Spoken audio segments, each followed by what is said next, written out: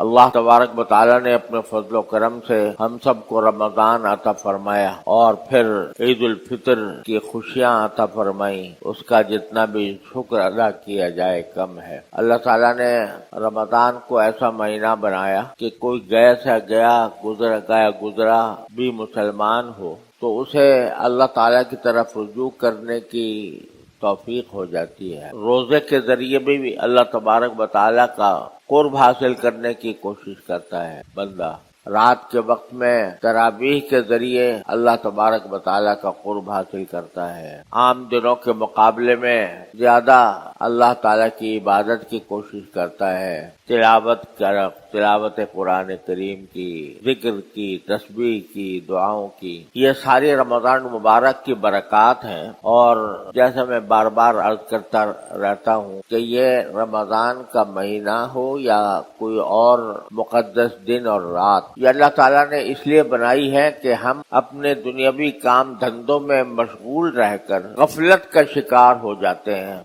और अल्लाह ताला से दूर चले जाते हैं। तो अल्लाह तबारक व तआला इन दिनों में या रातों में हमें खींच कर अपने पास बुला लेते हैं कि कहाँ तुम भागे चले जा रहे हो, मेरे पास आ जाओ, मेरी तरफ रुजू कर लो, मेरे साथ अपना ताल्लुक मजबूत कर लो। इसलिए ये दिन और रातें अल्लाह ताला ने इनकी अंदर खास बरकतें अता फरमाई है। इसमें इबादत की का खास अजर सवाब अता फरमाया है, दुआओं की कबूलियत के दरवाजे खोले। अब जब रमजान चला गया तो अब क्या किया जाए? क्या ये सब कुछ बस रमजान के साथ ही खास था और रमजान के बाद जब हम अपनी रोजमर्रा की जिंदगी में दाखिल हों तो इस तरह रस्सा तुड़ाकर भागें कि फिर हाल हराम की भी फिक्र न रहे, जायज नाजायज का भी ख्याल न रहे और अल्लाह ताला को भूल कर भी याद न करें? ऐसा रमजान का मतलब ये न समझना चाहिए कि रमजान गया तो अल्लाह ताला के साथ ताल्लुक में माज़अल्लाह गया। और शायद यही वजह है कि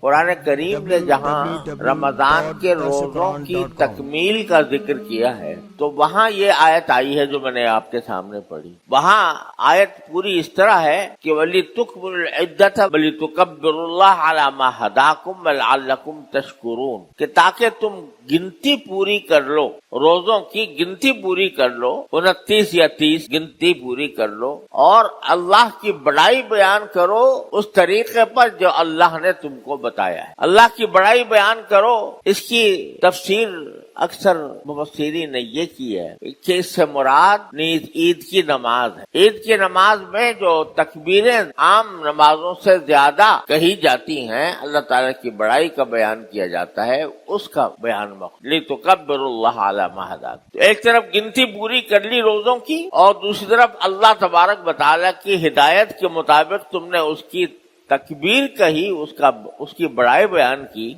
और ताकि तुम शुक्रगुजार बनो। यानी रमजान के बाद भी अल्लाह ताला का शुक्र अदा करो कि या अल्लाह आपने अपने फजल करम से मुझे रमजान का महीना अता फरमाया और उसमें अपने फजल करम से मुझे अपनी इबादत की भी तौफीक बख्शी। अब एकदम से ये कहने के बाद आयत आती है वइज़ा सालका इबादी अन्नी फइन्नी करीब। ये नमाज रोजों का जिक्र हो रहा है, ईद का जिक्र हो रहा है। ईद के जिक्र के साथ ही फरमाते हैं बारी ताला कि जब तुमसे मेरे बंदे मेरे बारे में पूछें तो कहते ना फइन्नी करीब, कि मैं तो तुम्हारे करीब ही हूँ। यानी अगर ये बंदे पूछेंगे कि रमजान गया तो रमजान जाने के बाद क्या हमारी अल्लाह मियां दुआ नहीं सुनेगा? रमजान ही में सुनेगा बस। जब अगला रमजान आएगा तो उस तक इंतजार करें कि हमारी दुआओं की कबूलियत का। तो अगर मेरे बंदे मेरे बारे में पूछें तो कह देना कि मैं करीब ही हूँ। क्या मतलब?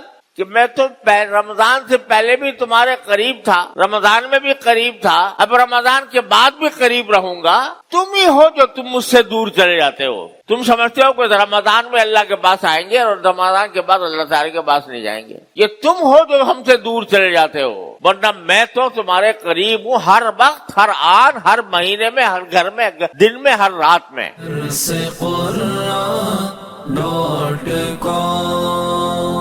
www.dasquran.com